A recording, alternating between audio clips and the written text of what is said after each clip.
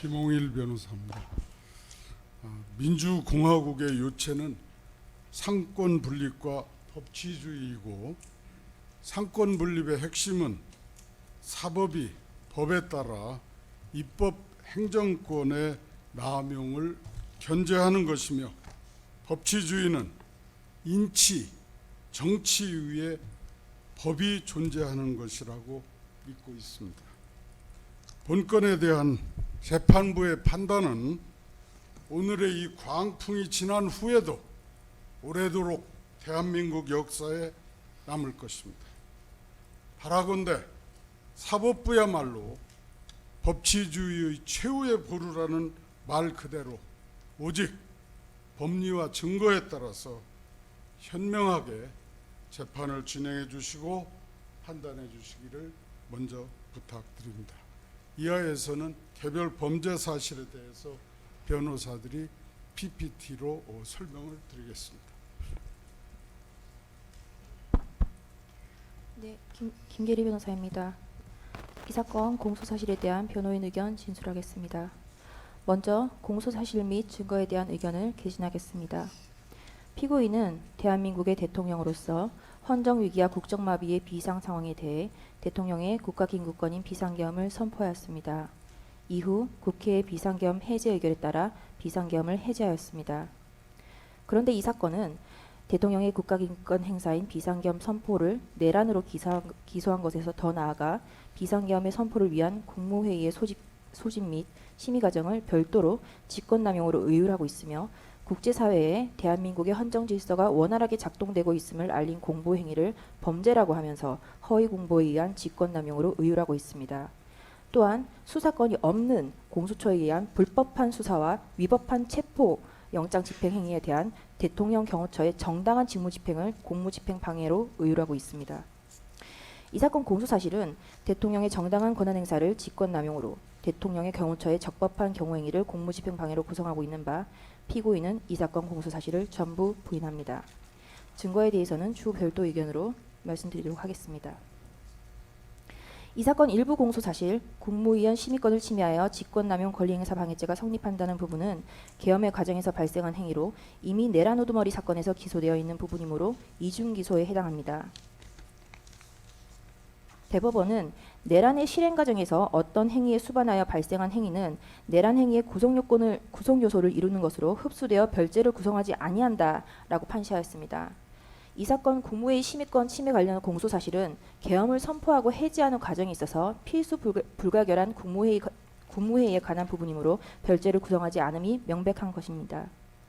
물론 피고인에 대한 내란 혐의에 대하여 무죄가 선고될 경우에 그 이후에 개별 실행 행위에 대해서 직권남용 혐의 등이 별도로 검토될 수는 있을 것이나, 이는 내란 혐의에 대한 재판에서 예비적 공소사실로 주장되어야 할 것이지 별도로 기소되는 것은 안 될 것이라 할 것입니다. 대법원은 이러한 이중기소의 경우 공소기각 판결을 하도록 규정한 형사소송법 제327조 제3호의 취지는 동일한 사건에 대하여 피고인으로 하여금 이중위험을 받지 아니하게 하고 법원이 두 개의 실체 판결을 하지 않도록 하게 하는 것이라고 하였습니다. 이 사건은 동일한 사건에 대하여 피고인으로 하여금 이중위험을 받도록 하고 있으므로 공소기각 판결을 하여야 할 것입니다.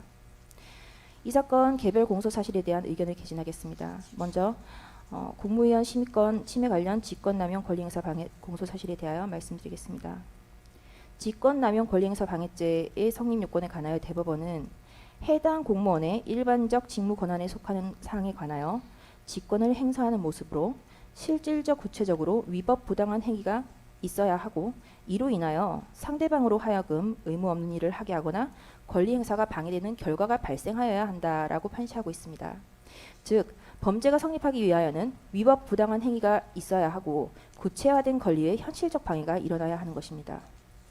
특검은 헌법에 존재하지도 아니하는 국무위원의 심의권이라는 개념이 존재한다고 주장하면서 국무회의의 심의는 의결을 포함하는 절차라고 하고 있습니다. 심지어 국무위원에게 국무회의에 출석하여 심의에 참여하고 기명으로 반대 의견을 표명하여 이를 국무회의록에 남기고 의결에서 반대표를 행사하는 등의 방법으로 헌법을 수호하여야 할 권한과 책무가 있다라고 주장하고 있습니다. 우리 헌법상 국무회의의 법적 성격에 대하여 살펴보겠습니다. 국무회의는 우리 현행 헌법 조문상 명백히 대통령을 보좌하는 심의기관입니다. 우리 헌법 제88조 제1항은 국무회의를 심의기구로 규정하고 있습니다. 당연히 의결에 대한 규정은 헌법에 없습니다. 대통령은 국무회의 심의에 기속되지 않으며 사전적 통제 절차로서만 의미를 가지는 것입니다. 헌정사적 의미를 살펴보겠습니다. 1948년 제1공화국 건국헌법은 대통령제와 의원내각제를 요소를 혼합한 정부 형태를 취하였습니다. 그리고 제2공화국 헌법은 의원내각제의 정부 형태를 취하였으므로 국무회의에 해당하는 국무원은 당연히 의결기관이었습니다. 그러나 대통령제를 채택하고 있는 현행 헌법상 국무회의의 법적 성격은 의결기관이 아니라 심의기관인 점은 명백한 것입니다. 정부조직법 제12조는 국무회의에 대해 규정하고 있으나 운영에 필요한 사항은 대통령령으로 정하도록 위임하고 있습니다. 대통령령인 국무회의 규정 제6조에서 효력이 아닌 의사 정족수와 의결 정족수를 정하고 있을 뿐입니다. 즉 헌법기관으로서 국무회의가 규정되어 있음에도 불구하고 헌법과 법률은 국무회의의 심의의 효력에 대해서 전혀 언급하고 있지 않습니다. 헌법이 아닌 법률이 아닌 대통령령으로 국무회의 규정에서 정족수를 규정하고 있을 뿐입니다. 이와 같은 점을 고려해 본다면 국무위원들에게 심의권이라는 구체화된 권리는 인정되기 어려운 것이라고 할 것입니다. 국무회의의 법적 성격에 대하여 헌법재판소는 2003년 헌마 225 결정 이라크 전쟁 파견 동의안 의결 위헌 확인 사건에서 이라크 전쟁 파견 동의안에 대한 국무회의 의결이 헌법 소원의 대상이 되는지 여부에 대한 판단을 하면서 국무회의 성격에 관하여 대통령을 보좌하기 위하여 파병 정책을 심의 의결한 국무회의 의결은 국가기관의 내부적 의사결정 행위에 불과하다라고 하여 국무회의가 대통령을 보좌하기 위하여 존재하는 것임을 명확히 하였습니다. 이 사건 국무회의 심의권을 침해하였다는 직권남용 권리행사 방해죄는 피고인은 직권남용의 고의가 없고 직권남용의 행위가 부존재하며 국무위원회 심의권이라는 개념이 존재하지 않으므로 침해의 결과가 없어서 직권남용의 결과가 존재하지 않습니다. 구체적으로 살펴보겠습니다. 피고인에게는 국무위원들이 심의할 권리를 방해할 인식과 의사가 없었습니다. 즉 범행의 고의가 없었습니다. 특검은 피고인이 소집 연락을 한 국무위원이 올 때까지 기다리지 않아서 내지는 소집 연락을 하지 않아서 국무위원의 심의할 권리 행사를 방해했다고 주장을 합니다. 그러나 피고인이 별건으로 재판을 받고 있는 내란 우두머리 사건의 공소장 기재 사실은 오히려 피고인이 적극적으로 국무회의를 개최하고 회의에서 열띤 토론을 하였음을 적시하고 있습니다. 피고인에 대한 내란 우두머리 사건 공소장 제41쪽입니다. 그 목차를 보시면 피고인의 국무회의 소집 등이라는 제목으로 피고인은 2024년 12월 3일 10시라고 되어 있습니다만 20시로 보입니다. 20시 30분 무렵부터 21시 33분까지 사이에 직접 또는 김용현 대통령실 부속실을 통해 국무총리 한덕수를 비롯한 국무위원들 및 국무회의 배석할 국가정보원장 조태용 등에게 대통령실로 출석할 것을 지시하였다. 그리고 국무회의 구성원 11명 소집 전 상황이라고 해서 국무회의 정족수가 성원이 되기 전까지 2024년 12월 3일 20시 20분경부터 22시 00분경까지 약 1시간 40분 동안 국무회의 정족수에 이르지 못하는 상황에서 국무총리 한덕수, 외교부 장관 조태열, 경제부총리 겸 기획재정부 장관 최상목 등이 자신의 의견을 적극적으로 개진하고 그럼에도 불구하고 피고인이 그에 대한 반박을 하는 과정을 적시하고 있습니다. 피고인은 종북 좌파들을 이 상태로 놔두면 나라가 거덜난다. 국무위원의 상황인식과 대통령의 상황인식은 다르다라고 하였고 외교부 장관 조태열에게 재외 공간을 통해 대외관계를 안정화시켜라 라는 내용의 문서를 건네주었다라고 기재하고 있습니다. 국무회의 구성원 11명 소집 후 상황입니다. 22시 17분경 송미령이 도착하여 국무회의 정족수 11명이 모이게 되자 22시 17분부터 22시 22분경 배석한 국무위원들에게 장관들의 입장에서 보는 상황인식과 책임감은 대통령으로서 보는 것과 다르다. 이것은 대통령이 내가 결단한 것이고 대통령이 책임지고 하는 것이다. 지금 계엄을 선포할 수밖에 없다. 국무회의 심의를 했고 발표해야 하니 나는 간다. 국무회의를 심의를 했고 발표해야 하니 나는 간다 라고 말을 했다고 기재하고 있습니다. 검찰이 하자 있는 국무회의라고 주장하는 이 공소장 기재에 의한다 하더라도 피고인은 20시 20분경부터 국무회의 정족수 11명이 소집될 때까지 계엄 선포를 미루고 국무위원들과 계엄 선포에 대해서 열띤 심의를 하였고 22시 17분경부터 11명의 정족수가 충족되자 22시 22분경까지 심의한 후에 22시 23분경 계엄을 선포했음이 확인됩니다.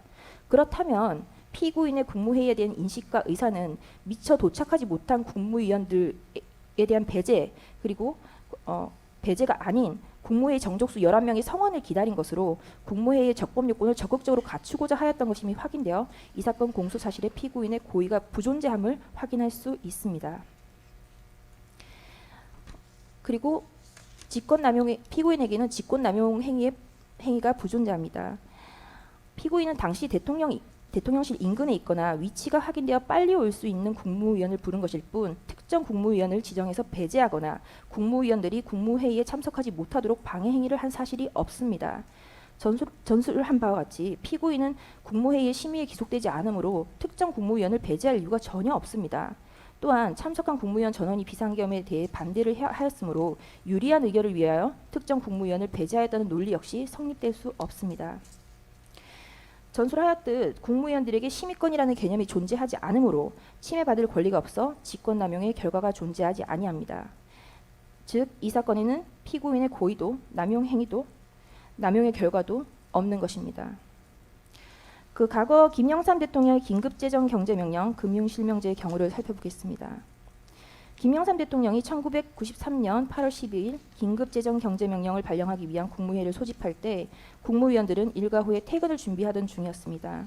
사전에 안건에 대해 전혀 설명을 받지 못하였고 대통령 비서실의 소집 통보를 받았습니다.